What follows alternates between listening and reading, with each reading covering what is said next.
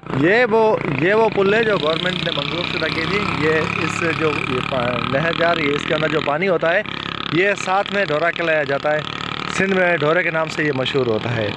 तो ये जो बनना ही कहीं नहीं है कि ज़्यादा पानी इसमें हो जाए या इसमें जो फसलों का गैराबाद पानी है, क्योंकि खुदा न खासा जब बारिशों में ज़्यादा हो जाता है तो फिर इस नहर में रवा कर देते हैं। और इस दरिया का भी जो पानी है ये दरिया है पर इसको ढोरे के सिंध में इसको ढोरा कहा जाता है।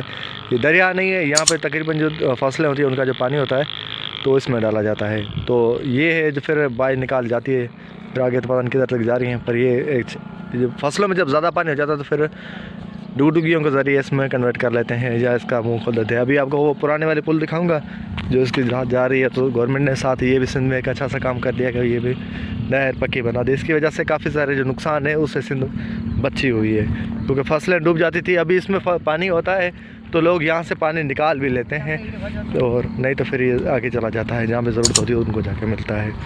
तो ये वो जा आ रहा है ढोरा जिसके बारे में हम बात कर रहे थे। ये ढोरा ये सिंध का कदीमी है।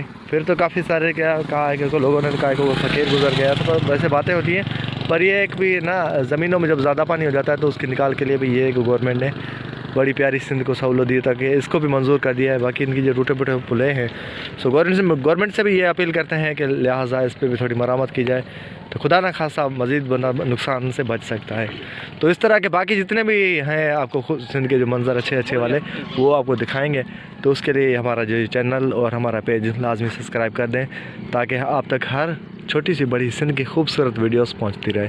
दुआ में याद रखिएगा, वीडियो में लाइक कमेंट करेगा। शमन और तालब हुसैन को दीजिएगा इजाज़त। खुदा हाफिज़।